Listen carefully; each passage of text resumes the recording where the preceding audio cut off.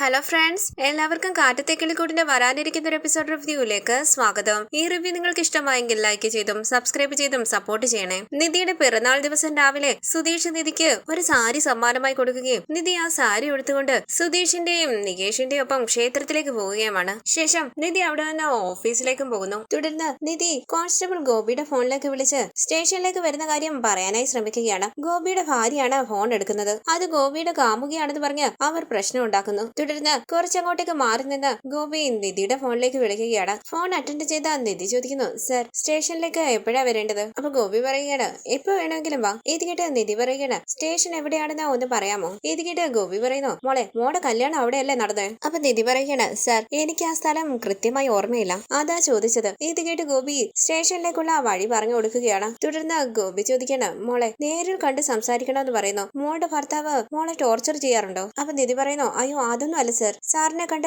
മറ്റൊരു കാര്യത്തെ കുറിച്ച് സംസാരിക്കണം. ഇത് കേട്ട് ഗോപി പറയുന്നു, ശരി മോളെ സ്റ്റേഷനിലേക്ക് വന്നാൽ മതി. മോൾ എങ്ങനെ വരുന്നേ? ബസ്സിലാ വരുന്നേന്ന് നിധി പറയുമ്പോൾ ഏത് സ്റ്റോപ്പിൽ ഇറങ്ങണമെന്നും എങ്ങനെ സ്റ്റേഷനിലേക്ക് വരണമെന്നും ഒക്കെ ഗോപി പറഞ്ഞു കൊടുക്കുകയാണ്. 6 മണിക്കുള്ളിൽ വരണമെന്ന് ഗോപി പറയുമ്പോൾ, ശരി സർ ഞാൻ ഇപ്പോഴേ ഇറങ്ങാന്ന് പറഞ്ഞ് നിധി ഫോൺ കട്ട് ചെയ്ത് മനസ്സിൽ പറയുകയാണ്, 6 മണി വരെ സ്റ്റേഷനിൽ കാണുമെന്നല്ലേ പറഞ്ഞത്? സിദ്ധാർത്ഥ് സാറിനോട് പെർമിഷൻ ചോദിച്ചാലോ? തുടർന്ന് സിദ്ധാർത്ഥിന്റെ അരികിലേക്ക് വന്ന നിധി ചോദിക്കുന്നു, സിദ്ധാർത്ഥ് എനിക്ക് അത്യാവശ്യമായി വാമനപുരം വരെ പോകേണ്ടതുണ്ട്, ഞാൻ നേരത്തെ ഇറങ്ങിക്കോട്ടെ? അപ്പൊ സിദ്ധാർത്ഥ് പറയുകയാണ്, അതിനെന്താ, ഇനി ജോലി കുറവാണെങ്കിൽ നിധി ലീവ് എടുത്തോ, നമുക്ക് വർക്ക് നടന്നാ മതി. ലീവ് എടുക്കുന്നതിനൊന്നും ഒരു പ്രശ്നവുമില്ല. ഓഫീസിൽ വന്ന് ജോലി ചെയ്യാവൂന്നൊന്നുമില്ല, വീട്ടിലിരുന്നും ജോലി ചെയ്യാം. ആരും ഇവിടുന്ന് കോൾ ചെയ്ത് ഡിസ്റ്റർബ് ചെയ്യൊന്നുമില്ല. ഞാനിത് എന്തുകൊണ്ടാ പറഞ്ഞെന്ന് വെച്ചാൽ അടുത്ത തവണ ലീവ് ചോദിക്കാൻ ഇങ്ങനെ മടിച്ചു നിൽക്കണ്ടെന്ന്. താങ്ക് യു സാർ എന്ന് പറഞ്ഞ നിധി അവിടെ നിന്ന് പോകാനായി തുടങ്ങുമ്പോൾ സിദ്ധാർത്ഥ് ചോദിക്കേണ്ട, നിധി എങ്ങോട്ടാ പോകുന്നതെന്നാ പറഞ്ഞേ? വാമനപുരം പോകണമെന്ന് നിധി പറയുമ്പോൾ സിദ്ധാർത്ഥ് പറയുകയാണ്, ഞാനും അങ്ങോട്ടാ പോകുന്നത്, ഞാൻ നിധിയെ ഡ്രോപ്പ് ചെയ്യാം. അപ്പൊ നിധി പറയുന്നു, ഇല്ല സിദ്ധാർത്ഥ് ഞാൻ ബസ്സിൽ പൊയ്ക്കോളാം. അപ്പൊ സിദ്ധാർത്ഥ് പറയുകയാണ്, എന്തിനാ ബസ്സിലൊക്കെ പോയി കഷ്ടപ്പെടുന്നത്? ഞാൻ ആ വഴിയാ പോകുന്നത്. വാമനപുരത്തിനടുത്ത് ഒരു സൈറ്റ് നോക്കാനുണ്ട്, അതുകൊണ്ടാ പറഞ്ഞത്, ഞാൻ ഡ്രോപ്പ് ചെയ്യാം. ഒന്ന് ആലോചിച്ച് നിധി പറയുന്നു, സിദ്ധാർത്ഥ് ഞാൻ എന്റെ ഒരു റിലേറ്റീവിന്റെ വീട്ടിലേക്കാ പോകുന്നത്. അപ്പൊ സിദ്ധാർത്ഥ് പറയുന്നു, ഞാൻ നിധിയുടെ റിലേറ്റീവിന്റെ വീട്ടിലേക്കൊന്നും വരില്ല, ഞാൻ നിധിയെ ഡ്രോപ്പ് ചെയ്തിട്ട് ഞാൻ എന്റെ ജോലി നോക്കി പോകും. തനിച്ച് ഡ്രൈവ് ചെയ്ത് പോകുന്നത് ബുദ്ധിമുട്ടുള്ള കാര്യമാണ്. നിധി ആ വഴിയല്ലേ പോകുന്നത്, അപ്പൊ നിധിക്ക് ലിഫ്റ്റും കിട്ടും, എന്റെ ട്രാവലിങ്ങിന് ഒരു കമ്പനി കിട്ടുകയും ചെയ്യും. നിധിക്ക് ഓക്കെ അല്ലേ? ഓക്കെ ആണെന്ന് നിധി പറയുമ്പോൾ സിദ്ധാർത്ഥ് പറയുന്നു, എങ്കിൽ നമുക്ക് പോകാം. ഒരു മിനിറ്റ്, ഞാൻ ബാഗ് എടുത്തോണ്ട് വരാന്ന് പറഞ്ഞ് നിധി ബാഗ് എടുക്കാനായി പോവുകയാണ്. സിദ്ധാർത്ഥ് വളരെ സന്തോഷത്തോടു കൂടി നിൽക്കുന്നു. ഈ സമയം നിധി ഓഫീസിൽ നിന്ന് വരുമ്പോൾ സർപ്രൈസ് കൊടുക്കാനായി വീടെല്ലാം ഡെക്കറേറ്റ് ചെയ്യുകയാണ് സുധീഷ്. ഒപ്പം നികേഷും ഉണ്ട്. സുധീഷ് പറയുന്നു, എടാ വീട് മുഴുവൻ ബലൂൺ ആയിരിക്കണം, ഈ ഡെക്കറേഷൻ എല്ലാം കണ്ട് അവൾ അമ്പരന്ന് നിൽക്കണം. ബലൂൺ ഊതടാ, ടൈമില്ല. നീ ഒരു കാര്യം ശ്രദ്ധിച്ചായിരുന്നോ? ഞാൻ നിധിക്ക് സമ്മാനമായി വാങ്ങിക്കൊടുത്ത സാരി സന്തോഷത്തോടു കൂടി വാങ്ങിച്ച് നിധി അത് എടുത്തുകൊണ്ട് പോയത്. അതിൽ നിന്ന് നമുക്ക് മനസ്സിലാക്കാമല്ലോ നിധിക്ക് എന്നോട് പ്രണയം ഉണ്ടെന്ന്. നീ ഒന്ന് ആലോചിച്ചു നോക്ക്. നിധി ആദ്യമായി ഈ വീട്ടിൽ വന്നപ്പോൾ ഞാൻ നിധിക്ക് ഒരു ഡ്രസ്സ് വാങ്ങിക്കൊടുത്തു, അതിടില്ലാന്ന് നിധി പറഞ്ഞു. ഞാൻ അവൾക്ക് വേണ്ടി എന്തെങ്കിലും ചെലവാക്കിയാൽ എനിക്ക് വേണ്ടി എന്തിനാ ചെലവാക്കുന്നത്? അതിന്റെ ആവശ്യമില്ല. ഡ്രോപ്പ് ചെയ്യാന്ന് പറഞ്ഞാൽ എന്നെ എന്തിനാ ഡ്രോപ്പ് ചെയ്യുന്നത്? ഞാൻ തനിച്ചു പൊയ്ക്കോളാം, എന്നെ നോക്കാൻ എനിക്കറിയാം, ഞാൻ ബസ്സിൽ പൊയ്ക്കോളാം, ഇങ്ങനെയൊക്കെ ആയിരിക്കും പറയുന്നത്. പക്ഷെ ഇന്ന് അവളുടെ പിറന്നാൾ ദിവസം ഞാൻ അവൾക്ക് സാരി വാങ്ങി കൊടുത്തു. അതവള് സന്തോഷത്തോടു കൂടി വാങ്ങിയെന്ന് മാത്രമല്ല ഉടനെ ഉടുത്തുകൊണ്ട് വന്നില്ലേ? ഇതിന്ന് മനസ്സിലായില്ലേ അവൾ എന്നെ ഒരുപാട് സ്നേഹിക്കുന്നുണ്ടെന്ന്? അങ്ങനെയാണെന്ന് നികേഷ് ചോദിക്കുമ്പോൾ സുധീഷ് പറയണ, എടാ ഒരു സപ്പോർട്ടിനെങ്കിലും വേണ്ടി നിധിക്ക് എന്നോട് പ്രണയമാണെന്നൊന്ന് പറഞ്ഞൂടെ നിനക്ക്? അപ്പൊ നികേഷ് പറയുന്നു, ശരി ഓക്കെ. കേക്ക് വാങ്ങിയായിരുന്നോ? അപ്പൊ സുധീഷ് പറയുകയാണ്, കേക്കല്ലേ പ്രധാനം, അത് ഞാൻ മറക്കുവോ? നല്ലൊരു കേക്ക് ഞാൻ നിധിക്ക് വേണ്ടി ഓർഡർ ചെയ്തിട്ടുണ്ട്. അത് മാത്രമല്ല നിധിക്ക് ഒരുപാട് സർപ്രൈസുകൾ ഞാൻ വെച്ചിട്ടുണ്ട്. സർപ്രൈസുകളെല്ലാം വെയിറ്റിംഗിലാണ്. തുടർന്ന് സിദ്ധാർത്ഥിന്റെ ഒപ്പം കാറിൽ നിധി വാമനപുരത്തേക്ക് പോവുകയാണ്. പാട്ട് കേട്ടുകൊണ്ടിരിക്കുന്ന സിദ്ധാർത്ഥ് ചോദിക്കുന്നു, നിധി ഇത് നല്ല പാട്ടല്ലേ? നിധി തിരികെ സിദ്ധാർത്ഥിനെ നോക്കുമ്പോൾ സിദ്ധാർത്ഥ് പറയുകയാണ്, നൈസ് സോങ് ആണെന്ന് പറഞ്ഞതാ, എന്താ നിധിക്ക് ഇഷ്ടമല്ലേ? നിധി ചോദിക്കുന്നു, എന്ത് ഇഷ്ടമല്ലേ എന്നാ ചോദിച്ചത്? അപ്പോൾ സിദ്ധാർത്ഥ ചോദിക്കണം, ഈ പാട്ട് ഇഷ്ടമല്ലേ എന്നാ ചോദിച്ചത്? പുഞ്ചിരിച്ച് നിധി പറയുന്നു, അങ്ങനെയൊന്നുമില്ല, നല്ല പാട്ടാ, ഞാൻ ശ്രദ്ധിച്ചില്ല. സിദ്ധാർത്ഥ് പറയുന്നു, കോഫി എന്തെങ്കിലും വേണോ? ഇവിടെ നിർത്തണോ? അപ്പൊ നിധി പറയണം, വേണ്ട വേണ്ട. അപ്പൊ സിദ്ധാർത്ഥ് പറയുന്നു, ഞാൻ നിധിയോട് ചോദിക്കണമെന്ന് വിചാരിച്ചായിരുന്നു, നിധിയുടെ സ്വന്തം നാട് തക്കലയല്ലേ? അതേന്ന് നിധി പറയുമ്പോൾ സിദ്ധാർത്ഥ ചോദിക്കണം, നിധി തിരുവനന്തപുരത്തേക്ക് വന്നിട്ട് എത്ര നാളായി? 4 months ആകുന്നെന്ന് നിധി പറയുമ്പോൾ സിദ്ധാർത്ഥ ചോദിക്കണം, അപ്പൊ ഇനി എപ്പോഴാ തക്കലയിലേക്ക് പോകുന്നത്? അപ്പൊ നിധി പറയുകയാണ്, ഞാൻ തിരുവനന്തപുരത്ത് വന്ന് ജോലിക്ക് ചേർന്നത് എന്റെ വീട്ടിലാർക്കും അത്ര ഇഷ്ടപ്പെട്ടിട്ടില്ല. ഞാൻ ഒരുപാട് സ്വപ്നങ്ങൾ കണ്ട ആർക്കിടെക്ചറൽ പഠിച്ചത്. ഹയർ സ്റ്റഡീസിന് ഫോറിനിലേക്ക് പോകണമെന്നൊക്കെ ആഗ്രഹിച്ചു. പക്ഷെ അവർക്ക് എന്നെ ഫോറിനിലേക്ക് അയക്കാനോ തിരുവനന്തപുരത്തേക്ക് ജോലിക്ക് അയക്കാനോ ഒട്ടും ഇഷ്ടമല്ലായിരുന്നു. ഞാൻ അവരുടെ വാക്ക് കേൾക്കാതെ ഇവിടെ വന്ന് ജോലി ചെയ്യുന്നത്. അവർക്ക് എന്നോട് നല്ല ദേഷ്യമുണ്ട്. ഇപ്പൊ ഞാൻ അവിടേക്ക് പോകാറില്ല. ഇത് കേട്ട് സിദ്ധാർത്ഥ് പറയുകണ, അതുകൊണ്ടാണല്ലേ റിലേറ്റീവിന്റെ വീട്ടിൽ താമസിക്കുന്നത്? പുഞ്ചിരിച്ച് നിധി പറയുന്നു, അതെ. അപ്പൊ സിദ്ധാർത്ഥ് ചോദിക്കണ, ഈ വാമനപുരത്തേക്ക് പോകുന്ന എന്തിനാ? അവിടെ ഏതെങ്കിലും റിലേറ്റീവ് ഉണ്ടോ? അപ്പൊ നിധി പറയണ, ഉണ്ട്, ഒരു റിലേറ്റീവ് ഉണ്ട്. പക്ഷെ ഞാൻ അവരുടെ വീട്ടിലേക്കല്ല പോകുന്നത്, വാമനപുരം പോലീസ് പോലീസ് സ്റ്റേഷനില്ലേ അവിടേക്കാ പോകുന്നത്.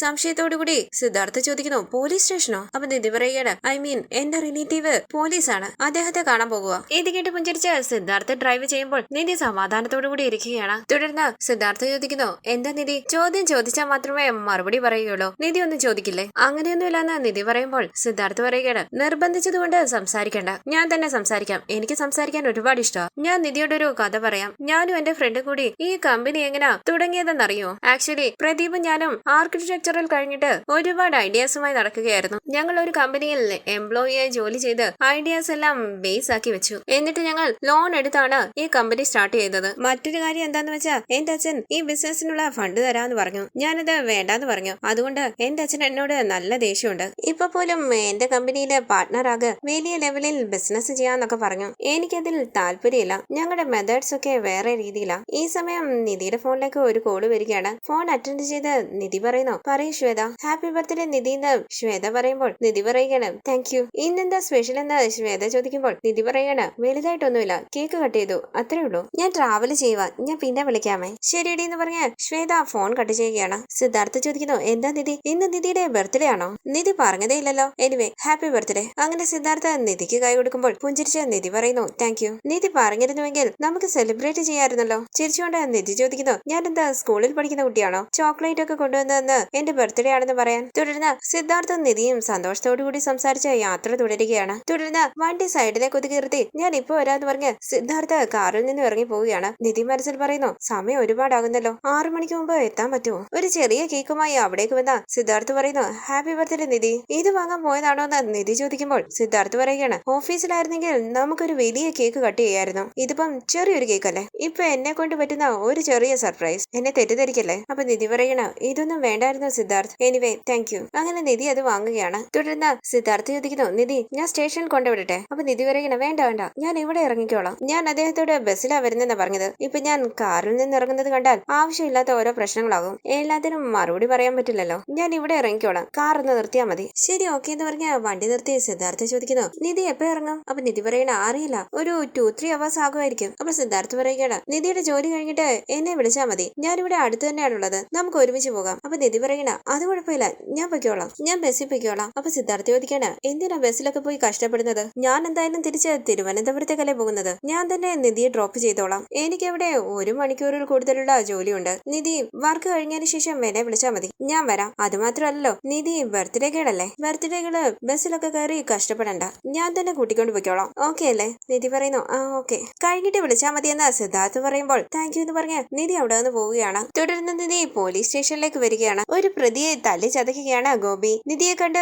ഗോപി പറയുന്നു, ഇരിക്കും മോളെ, ഞാൻ ഇപ്പൊ വരാം. ആ പ്രതിയെയും കൂട്ടിക്കൊണ്ട് കോൺസ്റ്റബിൾ അവിടെ നിന്ന് പോകുമ്പോൾ ഗോപി പറയുന്നു, പറ മോളെ, എന്താ എന്നെ നേരിൽ കണ്ട് പറയാനുണ്ടെന്ന് പറഞ്ഞത്? അപ്പൊ നിധി പറയുകയാണ്, എനിക്ക് സാറിനോട് സംസാരിക്കാനുണ്ട്. സാറിനെ ഫോൺ ചെയ്ത് ഡിവോഴ്സ് ചെയ്യാൻ പാടില്ല എന്ന് പറഞ്ഞില്ലേ? അപ്പൊ ഗോപി പറയുന്നു, പിന്നെ ഞങ്ങൾ എന്താ പറയണ്ടേ മോളെ, ഞങ്ങൾ എല്ലാവരും കൂടി ചേർന്ന് എത്ര കഷ്ടപ്പെട്ടാ നിങ്ങളുടെ കല്യാണം നടത്തിയത്, പെട്ടെന്നിപ്പം ഡിവോഴ്സ് എന്ന് പറഞ്ഞു നിൽക്കുന്നത് ശരിയാണോ? അപ്പൊ നിധി പറയുകയാണ്, അതല്ല സാർ, ഞങ്ങൾ തമ്മിൽ ശരിയാകുന്നില്ല. ഗോപി ചോദിക്കുന്നു, എന്ത് ശരിയാകുന്നില്ലെന്നാ? സംസാരിച്ച് തീർക്കാൻ പറ്റാത്ത പ്രശ്നങ്ങളുണ്ടോ? എന്താ നിങ്ങളുടെ ഇടയിലെ പ്രശ്നം? ആ സുധീഷ് മോളെ തല്ലിയോ അതോ ടോർച്ചർ ചെയ്തോ? അങ്ങനെയൊന്നും ഇല്ല സാറിന് നിധി പറയുമ്പോൾ ഗോപി ചോദിക്കാണ്, അപ്പോ വീട്ടിലാരെങ്കിലും മോളെ ഉപദ്രവിക്കുന്നുണ്ടോ? അയ്യോ അങ്ങനെയൊന്നും ഇല്ല സാറിന് നിധി പറയുമ്പോൾ ഗോപി ചോദിക്കുന്നു, പിന്നെന്തിനാ ഡിവോഴ്സ് വേണമെന്ന് പറയുന്നേ? നിങ്ങളുടെ വീട്ടിൽ ആരെങ്കിലും ഡിവോഴ്സ് ചെയ്യണമെന്ന് പറഞ്ഞ ഫോഴ്സ് ചെയ്യുന്നുണ്ടോ? ഇല്ല സാറിന് നിധി പറയുമ്പോൾ ഗോപി ചോദിക്കുന്നു, പിന്നെന്താ ഡിവോഴ്സ് ചോദിക്കാനുള്ള കാരണം? അപ്പൊ നിധി പറയുകയാണ്, ഞങ്ങൾ തമ്മിൽ ശരിയാകുന്നില്ല സർ. ഗോപി ചോദിക്കുന്നു, എന്താ മോളെ, മോൾ അത് തന്നെ പറയുന്നത്? അന്ന് എന്തൊക്കെ പ്രശ്നങ്ങൾക്ക് ശേഷം നിങ്ങളുടെ കല്യാണം നടന്നത്? ആ പയ്യൻ മോക്ക് വേണ്ടി എന്തോരം അടി വാങ്ങി, അതെല്ലാം മറന്നോ? അപ്പൊ നിധി പറയുകയാണ്,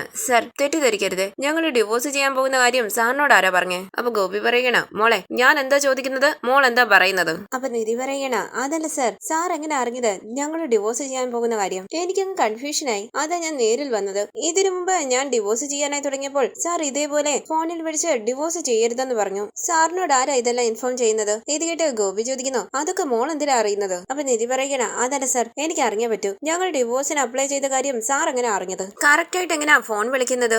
ഈ സമയം അവിടേക്ക് വന്ന CI ചോദിക്കുന്നു, എന്താ കേസ്, ആരാ ഈ കുട്ടി? അപ്പൊ ഗോപി പറയണ, സർ ഈ കുട്ടിയുടെ കല്യാണം നമ്മുടെ സ്റ്റേഷനിൽ വെച്ചാ നടന്നത്, നമ്മൾ ആ കല്യാണം നടത്തിയത്. ഓ അങ്ങനെയാണോ എന്ന് CI ചോദിക്കുമ്പോൾ ഗോപി പറയണ, 4 മാസത്തിനു മുമ്പ് തക്കലയിലുള്ള ബിസിനസ്സുകാരൻ രാജീവ് ശങ്കറിന്റെ മകൾ ഒരു ഡ്രൈവറുടെ ഒപ്പം ഓടി വന്നില്ലേ, അവരുടെ കല്യാണം നമ്മൾ നടത്തി കൊടുത്തില്ലേ? ഇത് കേട്ട് CI ചോദിക്കുന്നു, ഓ ആ കേസാണോ? എന്തെല്ലാം പ്രശ്നങ്ങളാ ഉണ്ടായത്? ആ പെണ്ണാണോ ഇത്? അതെ സാറിന് ഗോപി പറയുമ്പോൾ സിഐ പറയുകയാണ്, കണ്ടിട്ട് 4-5 മാസമായില്ലേ, അതാ മറന്നത്. ഇരിക്കും മോളെ. ഇത് കേട്ട് നിധി അവിടേക്ക് ഇരിക്കുമ്പോൾ സിഐ ചോദിക്കുന്നു, സുഖമാണോ മോളെ? മോളുടെ ഭർത്താവ് സുഖമായിട്ടിരിക്കുന്നോ? അപ്പൊ നിധി പറയുന്നു, ഞങ്ങൾ സുഖമായിട്ടിരിക്കുന്നു സർ. അപ്പൊ ഗോപി പറയുകയാണ്, സർ ആ പയ്യന്റെ കയ്യിൽ നിന്നും ഈ കുട്ടിക്ക് ഡിവോഴ്സ് വേണമെന്ന്. ഇത് കേട്ട് സിഐ ചോദിക്കുന്നു, ഡിവോഴ്സോ? എന്താ മോളെ, എന്താ പ്രശ്നം? മോളുടെ ഭർത്താവ് മോളെ അടിക്കാറുണ്ടോ, അതോ മറ്റെന്തെങ്കിലും പ്രശ്നമാണോ? അങ്ങനെ ഒരു പ്രശ്നമില്ല സാറിന് നിധി പറയുമ്പോൾ സിഐ ചോദിക്കുന്നു, പിന്നെന്തിനാ ഡിവോഴ്സ്? ഇങ്ങനെ കല്യാണം കഴിച്ച വേഗത്തിൽ ഡിവോഴ്സ് ചോദിച്ചാൽ എന്താ അർത്ഥം? വിവാഹ ജീവിതം ആകുമ്പോൾ പ്രശ്നങ്ങളൊക്കെ ഉണ്ടാകും, അഡ്ജസ്റ്റ് ചെയ്ത് പോയേ പറ്റൂ. അപ്പൊ നിധി പറയുകയാണ്, അതല്ല സർ, ഞങ്ങൾ തമ്മിൽ ശരിയാകുന്നില്ല. അപ്പൊ ഗോപി പറയുന്നു,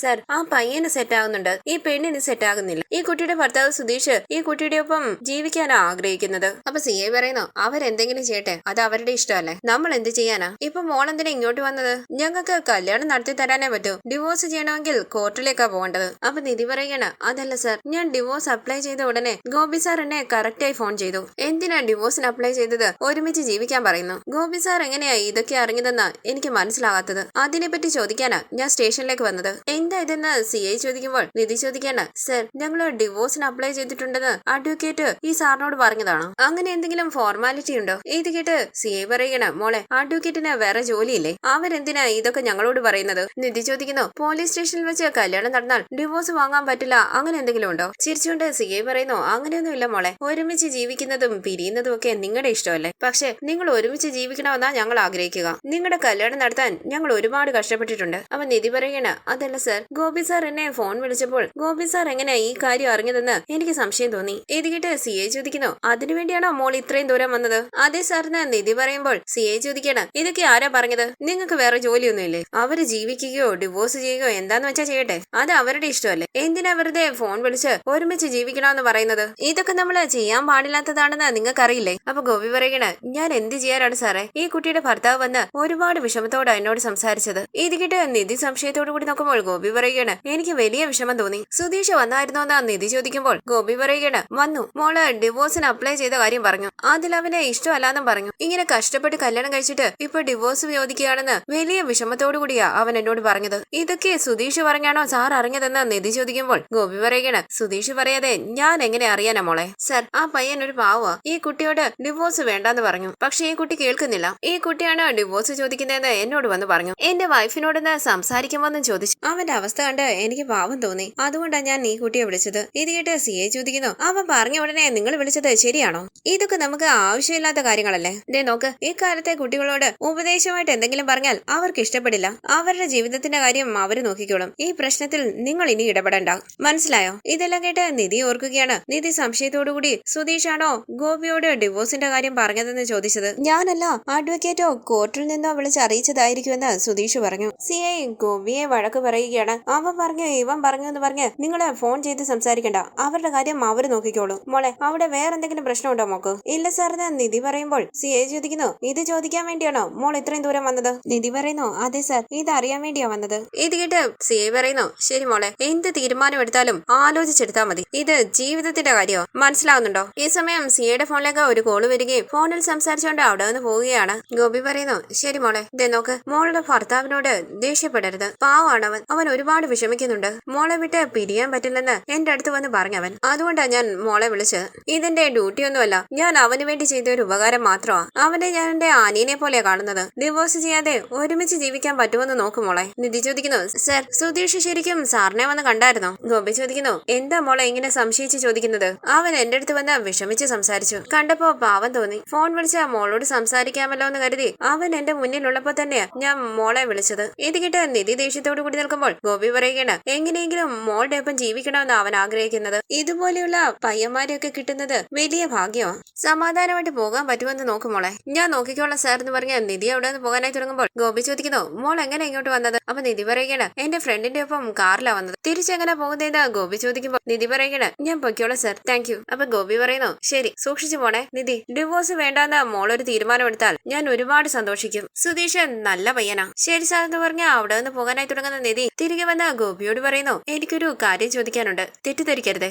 എന്താന്ന് ഗോപി ചോദിക്കുമ്പോൾ നിധി ചോദിക്കണം, ഒരു ID പ്രൂഫ്സും ഇല്ലാതെ കല്യാണം കഴിക്കാൻ പറ്റുമോ? അതെങ്ങനെ ശരിയാകുമെന്ന് ഗോപി ചോദിക്കുമ്പോൾ നിധി ചോദിക്കുന്നു, പിന്നെങ്ങനാ ഞങ്ങളുടെ കല്യാണം നടത്തിയത്? ഞാൻ വീട് വിട്ടിറങ്ങുമ്പോൾ എന്റെ കയ്യിൽ ആധാർ കാർഡും പാൻ കാർഡും അങ്ങനെയുള്ള ഒരു പ്രൂഫും എടുത്തില്ലായിരുന്നു, പിന്നെങ്ങനെ ഞങ്ങളുടെ കല്യാണം നടന്നത്? അപ്പൊ ഗോപി പറയുകയാണ്, മോളെ മോളുടെ ആധാർ കാർഡ് സുധീഷാ തന്നത്. ഇത് കേട്ട് വിശ്വസിക്കാനാകാതെ നിധി ചോദിക്കുന്നു, സുധീഷ് തന്നതാണെന്നോ? അപ്പൊ ഗോപി പറയുന്നു, അതേ മോളെ, സുധീഷ് അവന്റെ ഫോണിൽ മോളുടെ ആധാർ കാർഡ് കാണിച്ചത്. അത് വെച്ചാണ് കല്യാണം രജിസ്റ്റർ ചെയ്തത്. ഇതെല്ലാം കേട്ട് ഞെട്ടി നിധി ചോദിക്കുന്നു, സർ സത്യമാണോ പറഞ്ഞത്? അപ്പൊ ഗോപി ചോദിക്കണ, മോളെ ഞാൻ എന്തിനാ മോളോട് കള്ളം പറയുന്നത്? മോളുടെ ആധാർ കാർഡ് വേണമെന്ന് പറഞ്ഞപ്പോൾ എന്റെ കയ്യിലുണ്ടെന്ന് പറഞ്ഞ അവൻ ആ ഫോണിൽ കാണിച്ചത്. എന്തിനാ മോൾ ഇതൊക്കെ ചോദിക്കുന്നത്? അപ്പൊ നിധി പറയണ, ഒന്നുമില്ല സർ, അറിയാൻ വേണ്ടി ചോദിച്ചതാ. താങ്ക് യു എന്ന് പറഞ്ഞ നിധി അവിടെ നിന്ന് പോവുകയാണ്. വിഷമത്തോടുകൂടി നിധി ഓർക്കുന്നു, സുധീഷാണ് ആധാർ കാർഡ് കാണിച്ചതെന്ന് ഗോപി പറഞ്ഞത്. റോഡിലൂടെ നടന്നു പോകുന്ന ആ നിധി ഓർക്കുകയാണ്, അന്ന് സുധീഷ് നിധിയോട് പറഞ്ഞത് കല്യാണം എന്ന് പറഞ്ഞാൽ ശരിക്കുള്ള കല്യാണമല്ല, ഫേക്ക് മാരേജാ. നിധിയുടെ അച്ഛനെ ഇവിടെ നിന്ന് പറഞ്ഞു വിടാൻ വേണ്ടിയുള്ളത്. അവരുടെ മുമ്പില് മാലയൊക്കെ ഇട്ട് ചുമ്മാ ഒരു താലി കിട്ടും. തുടർന്ന് രാജീവിന്റെ മുന്നിൽ വെച്ച് സുധീഷ് തന്റെ കഴുത്തിൽ താലി കിട്ടിയത് ഓർക്കുകയാണ് നിധി. തുടർന്ന് നിധി മനസ്സിൽ പറയുന്നു, ആധാർ കാർഡ് കയ്യിൽ വെച്ചിട്ടാ എല്ലായിടത്തും ഞാൻ ഒരു ഐഡിയ ഇല്ലാതെ കയറി ഇറങ്ങി നടന്നത്. വെച്ചിട്ടുണ്ടോ നിനക്ക്? വെറുതെ വിടില്ല ഞാൻ. അങ്ങനെ നിധി ദേഷ്യത്തോടു കൂടി മുന്നോട്ട് നടക്കുമ്പോൾ നിധിയുടെ മുന്നിലേക്ക് കാറ് കൊണ്ടു നിർത്തുകയാണ് സിദ്ധാർത്ഥ്. നിധി ഞെട്ടി കാറിലേക്ക് നോക്കുമ്പോൾ പുഞ്ചിരിച്ച് സിദ്ധാർത്ഥ് പറയുന്നു, നിധി റിലാക്സ്. ഞാനാ? എന്താ നിധി നടന്നു വന്നത്? നിധിയെ പിക്കപ്പ് ചെയ്യാൻ വേണ്ടിയാ ഞാൻ വന്നത്. ഞാൻ വരുന്നുണ്ടെന്ന് പറഞ്ഞ് ഇൻഫോം ചെയ്യാനായി നിധിയെ കോൾ ചെയ്തിട്ട് നിധി എടുത്തില്ല. അപ്പൊ നിധി പറയുന്നു, സോറി ഞാൻ ശ്രദ്ധിച്ചില്ല. അപ്പൊ സിദ്ധാർത്ഥ് പറയുന്നു, ഇറ്റ്സ് ഓക്കെ, വാ കേറ്, നമുക്ക് പോകാം. അപ്പൊ നിധി പറയുന്നു, സാരമില്ല, ബസ് സ്റ്റാൻഡ് അടുത്താ, ഞാൻ ബസ്സിൽ പൊയ്ക്കോളാം. അപ്പൊ സിദ്ധാർത്ഥ് പറയുകയാണ്, എന്തിനാ ബസ്സിലൊക്കെ പോകുന്നത്? ഞാൻ വന്നില്ലേ, ഞാൻ ഡ്രോപ്പ് ചെയ്യാം. ആലോചിക്കേണ്ട നിധി, കേറ്. നിധി കാറിലേക്ക് കയറുമ്പോൾ സിദ്ധാർത്ഥ് പറയുകയാണ്, ഞാൻ 2 തവണ വിളിച്ചു, നിധി ഫോൺ എടുത്തില്ല. അപ്പൊ നിധി പറയുകയാണ്, സോറി, ഫോൺ സൈലന്റിലായിരുന്നു, ഞാൻ ശ്രദ്ധിച്ചതുമില്ല. അപ്പൊ സിദ്ധാർത്ഥ് പറയുകയാണ്, ഇറ്റ്സ് ഓക്കെ, ഞാൻ കുറച്ച് ലേറ്റ് ആയിട്ട് വന്നിരുന്നെങ്കിൽ നിധി ബസ്സിൽ കയറി പോകുമായിരുന്നല്ലോ. അപ്പൊ നിധി പറയുകയാണ്, ഞാൻ കാണാൻ വന്ന ആളെ കണ്ടു, ഞാൻ വെറുതെ സിദ്ധാർത്ഥിനെ ശല്യം ചെയ്യണ്ടല്ലോ. സിദ്ധാർത്ഥ ജോലിയൊക്കെ കഴിഞ്ഞ പതിയെ വരട്ടെ എന്ന് വിചാരിച്ചു. അപ്പൊ സിദ്ധാർത്ഥ് പറയുകയാണ്,